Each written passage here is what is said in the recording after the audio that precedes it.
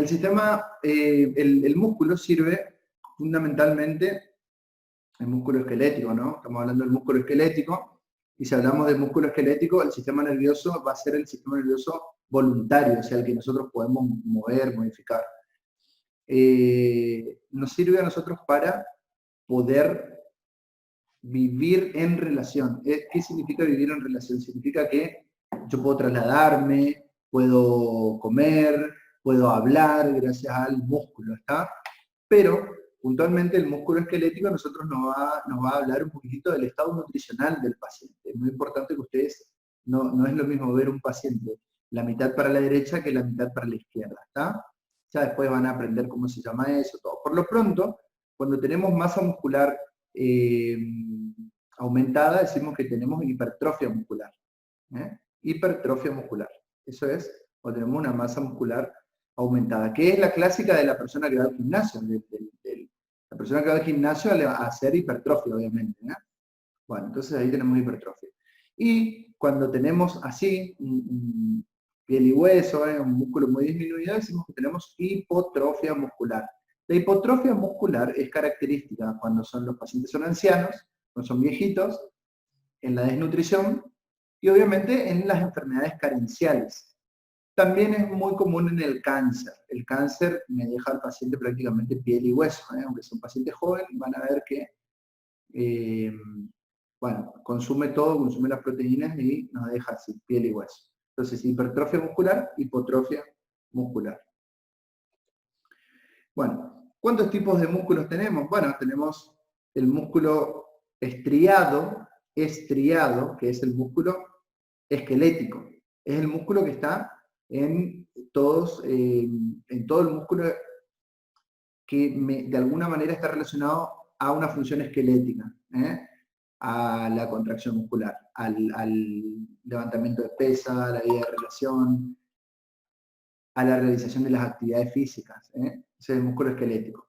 Se llama músculo estriado. ¿Por qué se llama estriado? Fíjense, tienen como rayitas, ¿sí? A eso le llamamos estrías. Entonces, le decimos músculo estriado. El músculo estriado es el músculo esquelético.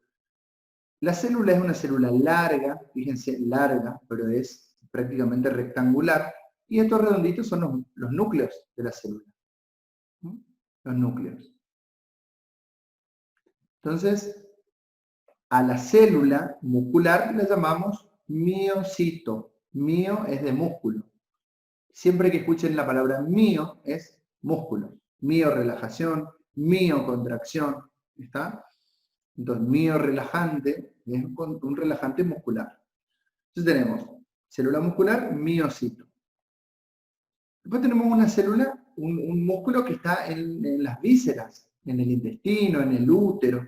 Y ese se llama músculo liso. ¿Por qué? Porque no tiene estrías. No tiene estrías como el otro. Este es el músculo liso. Fíjense que son células que son como alargaditas, se las llama fusiformes, pero no son rectangulares. Se las llama fusiformes, como si fueran gusanitos. Estas son las células musculares del músculo liso, que no es lo mismo que la célula estriada del músculo esquelético. ¿Tá? Y después tenemos el músculo cardíaco, que es una mezcla de las dos, una parte lisa y una parte estriada. Esto solo a modo de información. Vamos a ver el músculo que nos interesa a nosotros, que es el músculo estriado, el músculo esquelético, para entender lo que es contracción muscular. Dos preguntas. Bueno, vamos con una primero. Para contraerse el músculo, ¿qué necesita? ¿Qué tengo que tener? ¿Qué voy a necesitar? Flexibilidad. Energía. Energía, muy bien. ATP, energía, exactamente. Necesito energía. Y para que se forme músculo, ¿qué necesito? Masa muscular. Bien, justamente para eso, para tener masa del tejido, les pregunto ¿qué nutriente necesito? Proteínas. Exactamente, proteína, muy bien. Entonces, dos conceptos fundamentales para cuando tengan pacientes. La energía la saco ¿De dónde? ¿De qué moléculas?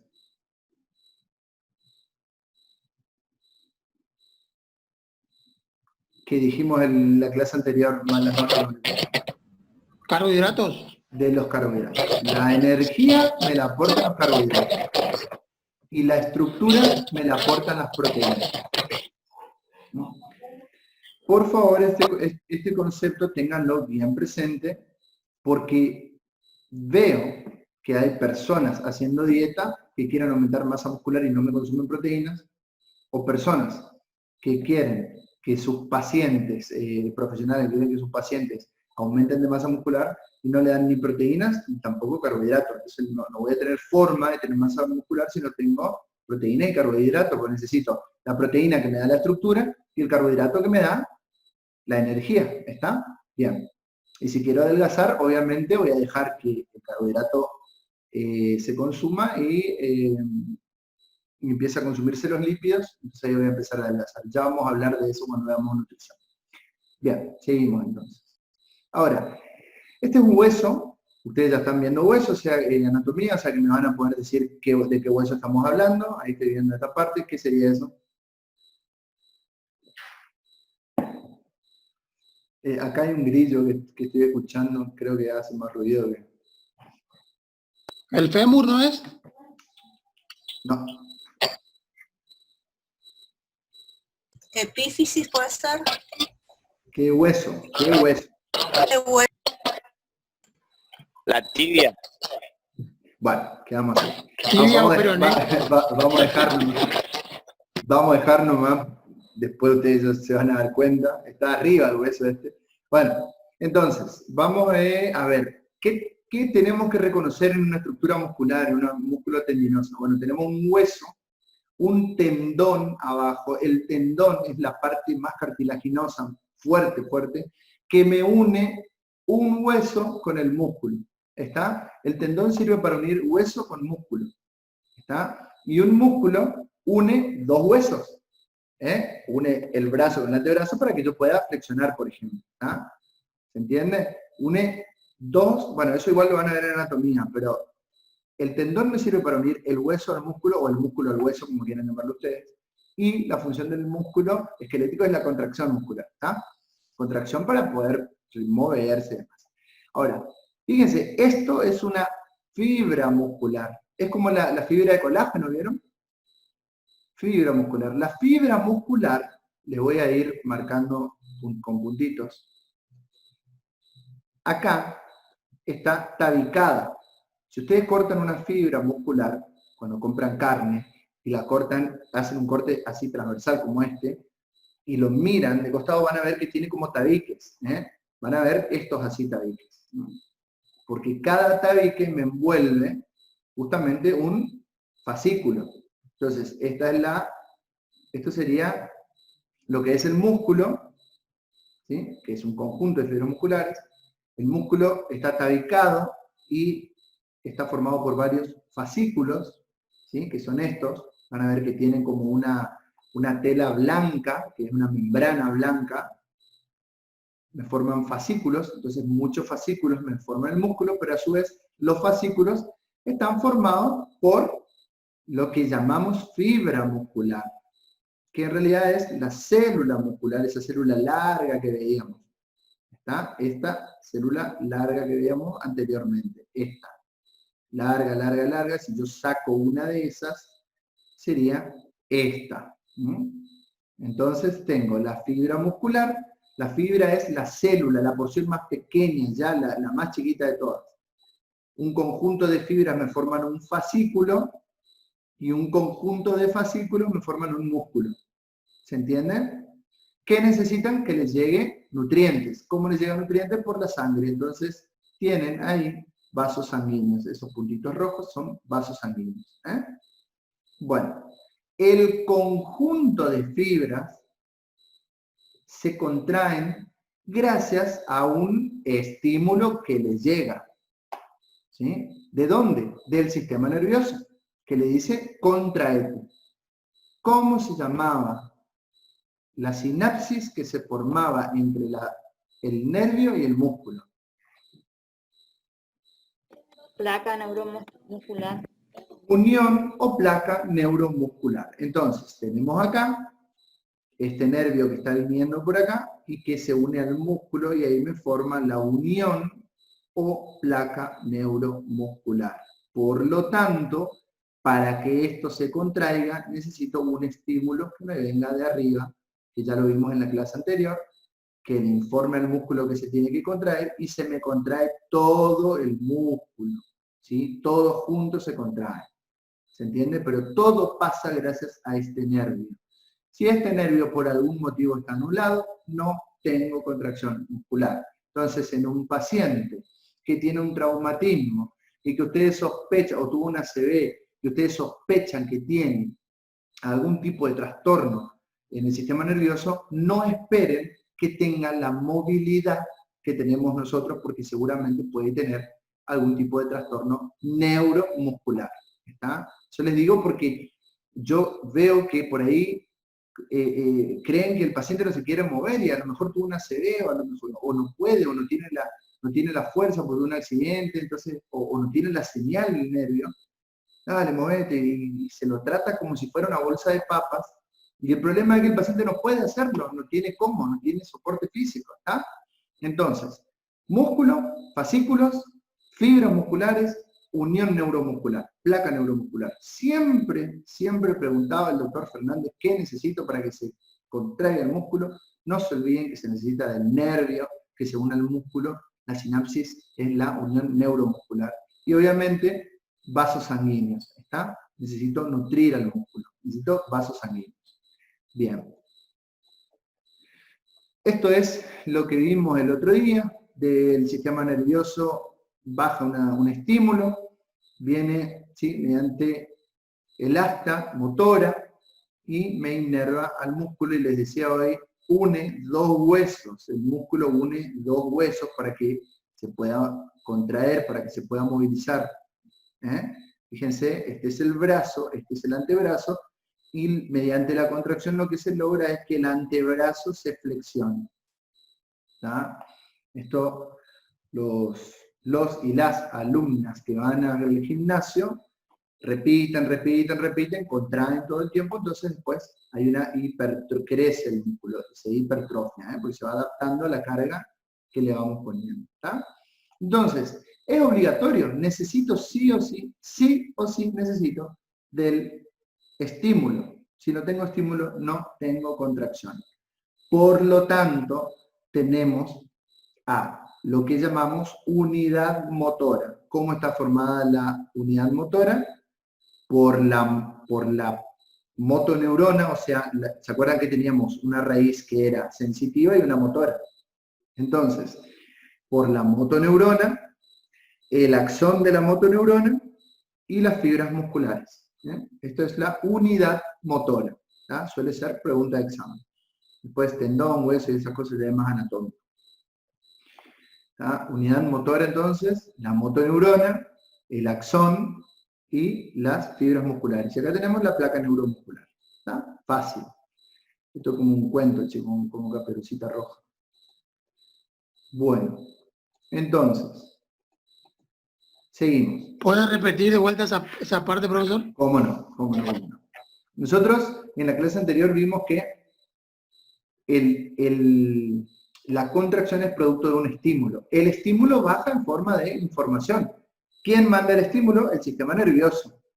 ¿Está? Decíamos que teníamos una raíz que era sensitiva, donde sentíamos, por ejemplo, que nos quemábamos, en lo que era la médula, y una raíz motora, que era la que mandaba el estímulo para que el músculo se contraiga. ¿ah? Teníamos una raíz que era eferente y otra que era aferente.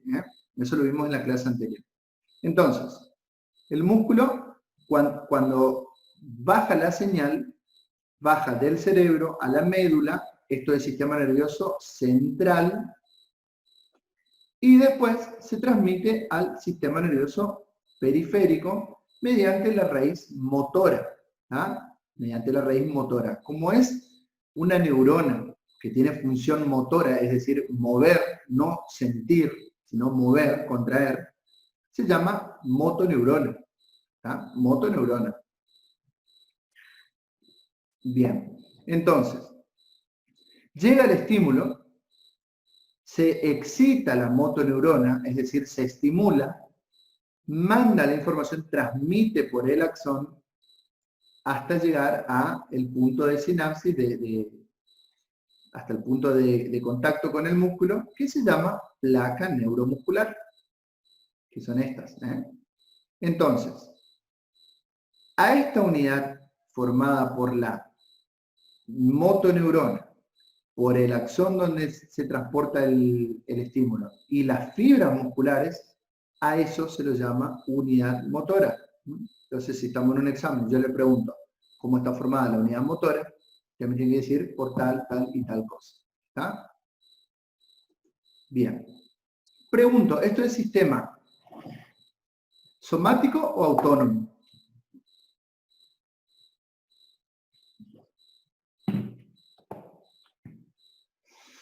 Vamos chicos, ustedes son inteligentes. Ustedes son diferentes al resto. ¿Somático o autónomo? Somático. Esto es somático, es voluntario. Yo soy el que manda la orden.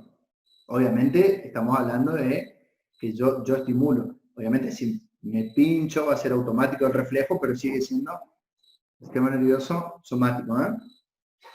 El autónomo es el automático, el que yo no puedo controlar, el corazón, por ejemplo. No se olviden de eso. Eso también suele preguntar el doctor Fernández cuando toma fisiología. La diferencia entre autónomo, somático, simpático y parasimpático. Ya lo vamos a ir viendo.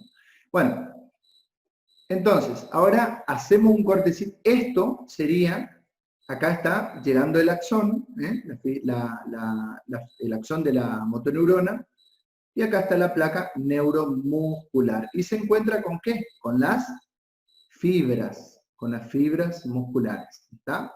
Que me van a formar un fascículo, ¿está? Entonces acá adentro tengo las fibras musculares. Bien. De nuevo, motoneurona, placa neuromuscular, neuro porque está la neurona, muscular porque acá empieza el músculo, el estímulo viene para abajo, ¿sí? Y por medio de la motoneurona y se comunica con el músculo, ¿está? Ahora bien, en el músculo vamos a reconocer algunas estructuras.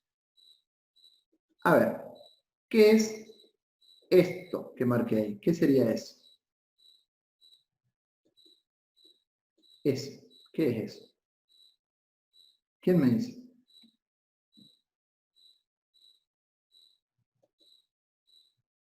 ¿Qué estructura tiene esto, chicos? Una mitocondria. Exactamente, el músculo necesita ATP. Y cuando estudiamos célula, ¿cuál era el órgano que produce energía? La mitocondria. Como el músculo necesita contraerse muchas veces, necesita muchas mitocondrias. Mitocondria, mitocondria, mitocondria, mitocondria. Mitocondrias, porque necesito ATP. Después van a soñar con la mitocondria, no se preocupen. Rodeando, envolviendo al músculo, si miramos por fuera, tenemos estas estructuras como tubulares. Estas que son blancas y que se van repartiendo como tubulares y que envuelven a todo el músculo por fuera. Eso es el retículo endoplasmático liso, que en el músculo se llama sarcolema. ¿Está? Sarcolema. ¿Está? Retículo endoplasmático. La membrana plasmática. Bueno, en realidad algunos autores le llaman sarcolema a la membrana plasmática, pero vamos a decir al conjunto. Está, por lo pronto si me dicen retículo endoplasmático, esto blanco ya está, me conformo. ¿Cuál es la función del retículo endoplasmático? Juntar calcio. Ahí almacena calcio. El retículo endoplasmático almacena calcio. Es fundamental para la contracción del calcio. Ya lo vamos a ver en la próxima clase. Bien. Entonces, retículo endoplasmático, ¿Para qué sirve? Para almacenar calcio, unión neuromuscular, mitocondrias. Y si miran bien, también para la próxima clase, van a ver que tienen acá unas bandas. Unas bandas. Se me está quedando sin batería el monitor.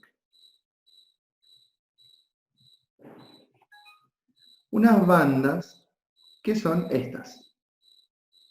Esas que estoy marcando. Esas bandas son 2.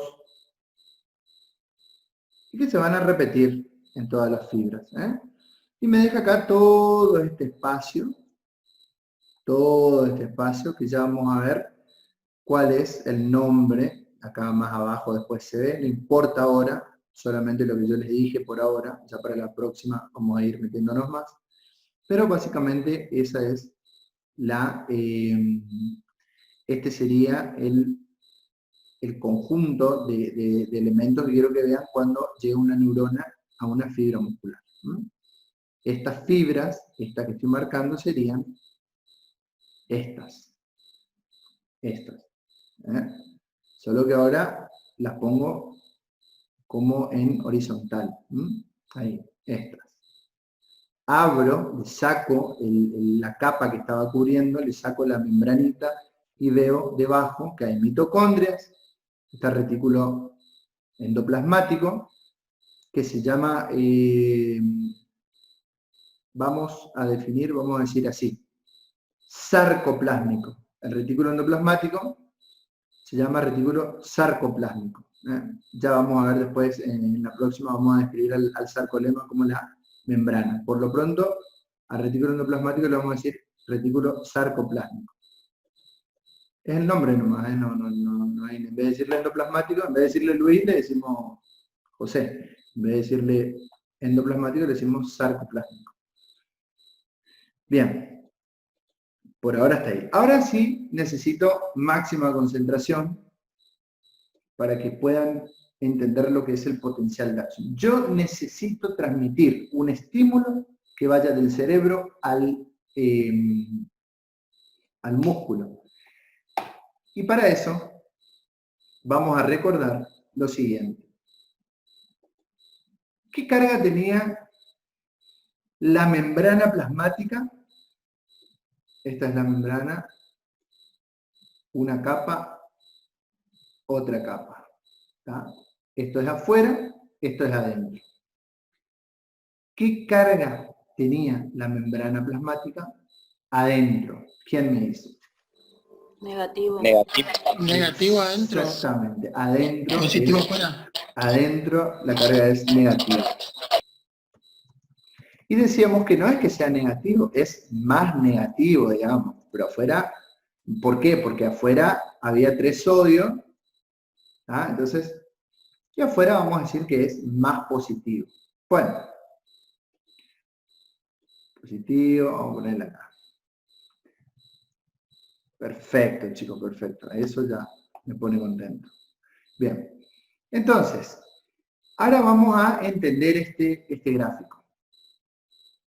El estímulo es un estímulo eléctrico. El estímulo nervioso es un estímulo eléctrico. Por eso cuando alguien queda, tiene una descarga eléctrica, el músculo se contrae y es muy difícil sacar porque está estimulando el músculo.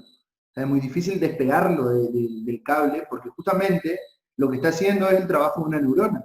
Le está diciendo contraete, entonces es muy difícil vencer ese estímulo. Entonces, ustedes tienen que entender que de movida el potencial de acción no es otra cosa que el cambio en la polaridad de la membrana y que se transmite. Es decir, si afuera es positivo y adentro es negativo, lo que pasa es que cambia eso. Se cambia, se modifica. Esto está polar. ¿Por qué polar? Porque tiene 2 polos, un polo positivo, un polo negativo.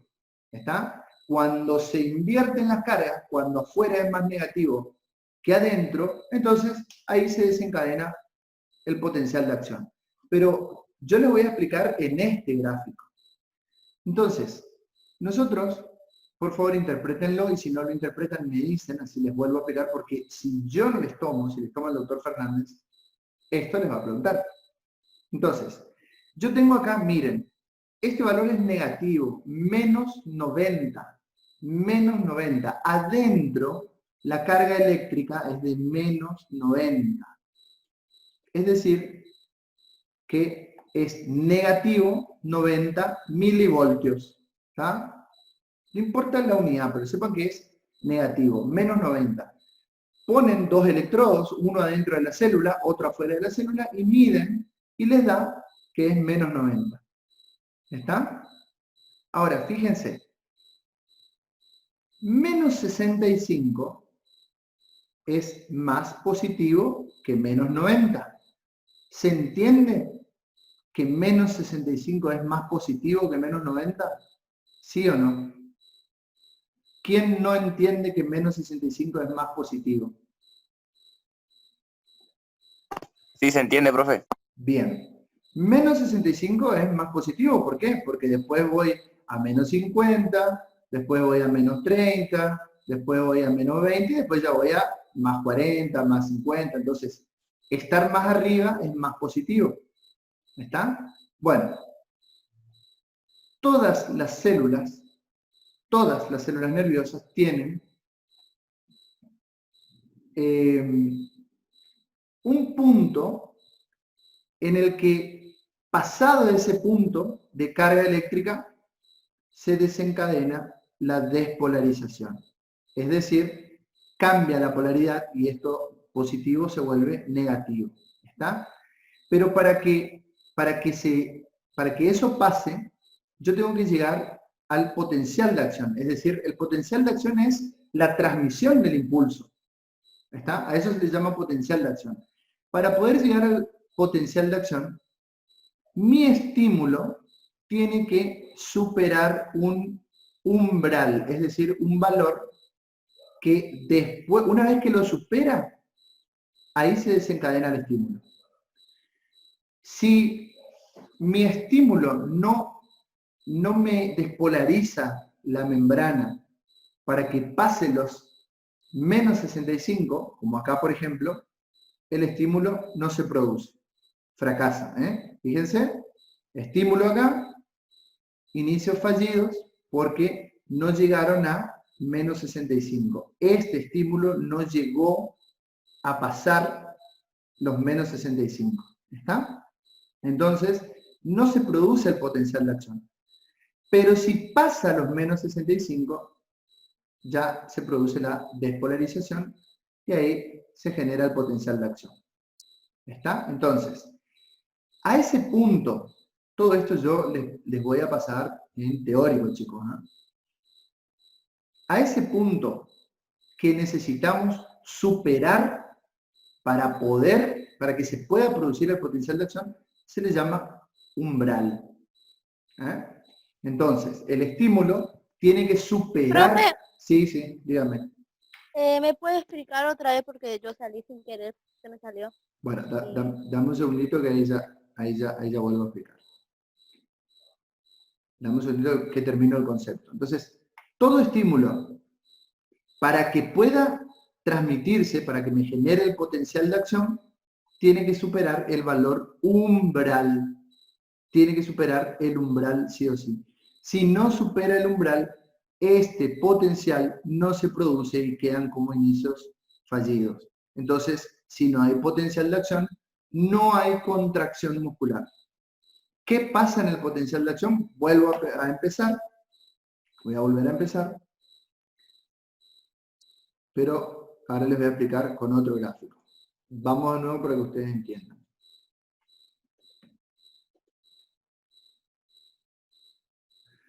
Bueno, decíamos que, vamos a mirar este pedacito primero. Decíamos que afuera de la membrana era positivo. Y adentro de la membrana es negativo. ¿Sí? Esto es un axón de una neurona. Acá está la neurona, el cuerpo, las dendritas, el axón y el botón terminal. ¿Ah? Esto lo vimos en la clase anterior. El potencial de acción lo que hace es mandarme el estímulo para que se estimule después. Acá estaría el músculo, ¿no? La placa neuromuscular. Acá estaría el músculo. Para que se contraiga este músculo.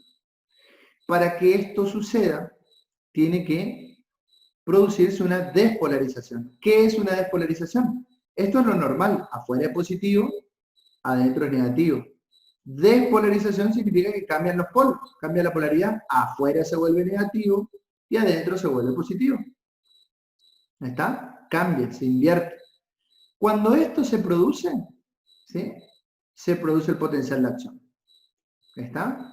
Ahí se transmite el estímulo. Porque la neurona, la transmisión neuronal no es otra cosa que una transmisión eléctrica. Es un cambio en las cargas eléctricas de la membrana. Bien. Para que eso pase, es decir, les vuelvo a repetir, para que se transmita la información tiene que haber una despolarización. Esta despolarización se produce porque se invierten las cargas. Afuera se vuelve negativo, adentro positivo. Yo voy clase por clase yendo un poquitito más profundo para que ustedes tengan en la semana el tiempo de poder volver a ver esto, de poder anotarlo para poder sacar sus conclusiones, y que la clase que viene ya vamos a hablar de qué iones pasan de un lado al otro para que esto sea negativo y esto sea positivo. ¿Cómo se mantiene positivo acá? Porque teníamos afuera 3 sodio y adentro teníamos 2 potasio. ¿Quién se encargaba de esto? La bomba de sodio y potasio. Más positivo afuera que adentro. Entonces adentro decimos que es negativo, afuera positivo. ¿Qué va a pasar acá? Acá se va a invertir la cosa, pero no porque entre más sodio. Ya vamos a ver qué es lo que entra. Bueno, ¿qué es lo importante que ustedes tienen que entender? Ahora volvemos al dibujo anterior. Acá. Yo tengo menos 90 milivoltios. Ese es el potencial de reposo. ¿Qué era el potencial de reposo? Clase anterior. Bueno, potencial de reposo es la carga que tiene la membrana cuando no hay estímulo, cuando no hay potencial de acción. Está en reposo, está en su estado natural. ¿Sí? Menos 90 milivoltios es más negativo que menos 65. Esto es más positivo. Entonces, fíjense ahora en el dibujo. Acá tenemos un gráfico. El tiempo en milisegundos. Pasó 1 milisegundo, se produjo un estímulo, vamos a hacer de cuenta que alguien me pinchó, y esa información le dice a mi sistema nervioso, bueno, despolarizar la membrana porque tengo que avisarle al músculo que se tiene que contraer. Esto estamos hablando en milisegundos. La despolarización no es otra cosa que pasar de negativo a positivo. ¿Está? De negativo a positivo. Ahora, para que se produzca el estímulo, este espacio acá, la cantidad de milivoltios que tiene que aumentar, tiene que ser superior a menos 65 milivoltios, es decir, de menos 90 tiene que ir a menos 65 milivoltios. Si supera este valor, se va a producir la despolarización. Se va a producir la despolarización y el potencial de acción se produce, se manda el estímulo, se contrae acá el músculo, porque se produce la despolarización. ¿Está? Ahora, si el estímulo no supera este valor, no se produce el potencial de acción y quedan como intentos fallidos. ¿Está? No hay producción de potencial de acción. No se produce, no se despolariza la membrana, porque el estímulo no es suficientemente grande como para pasar este valor, que se llama umbral. Entonces, ¿qué es el umbral? El umbral es el valor, ¿sí?, del cual inicia la despolarización de la membrana para producir el potencial de acción. Ya les digo que le voy a pasar todo esto en teórico. Quiero que entiendan ahora. Entonces, más negativo y más positivo. Como verán, lo que tiene que pasar es que el interior se vuelva positivo. ¿Está? Eso es lo que tiene que pasar. Por eso sucede esto, de menos 90, esta es mi célula. Adentro dijimos que es negativo. Negativo, negativo, negativo, negativo, negativo. Profe, ¿Sí? ¿el valor del umbral es 65 o menos 65? Sí, sería entre 90 y 65. Tenemos más o menos 25, 30 milivoltios. O sea, para que se dé el potencial de acción tiene que estar en ese rango.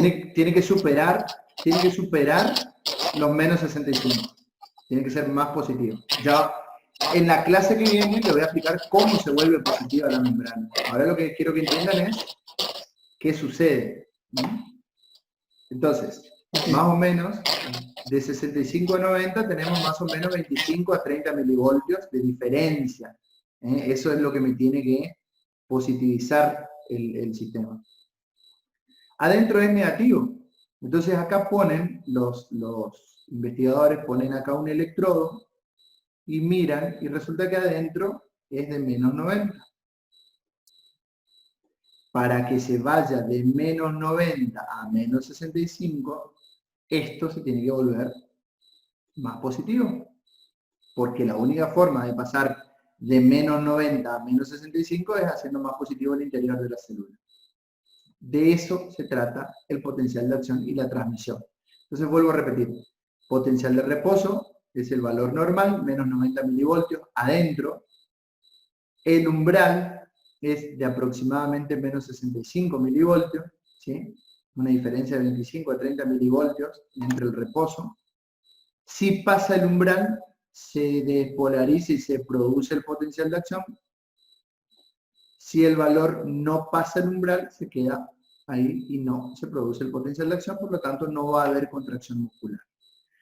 Una vez que se produce el potencial de acción, todo vuelve a la normalidad. Se repolariza la membrana y vuelve a tener el mismo valor con el que iniciamos al principio, es decir, menos 90. Por lo tanto, el ciclo sería despolarización, pasamos el umbral, potencial de acción, repolarización, reposo. Ese es el ciclo. Vamos a verlo en gráficos más entendibles. ¿Ah? Este es el reposo normal de la célula, positivo afuera, negativo adentro. Se despolariza, se produce el potencial de acción, se repolariza. Vuelve a ser como al principio. ¿Ah? Se repolariza. Despolarización, potencial de acción, repolarización. Despolarización, potencial de acción, repolarización. Menos 90, menos 65, y ahí vamos. Ya vamos a ver después cómo viene la mano.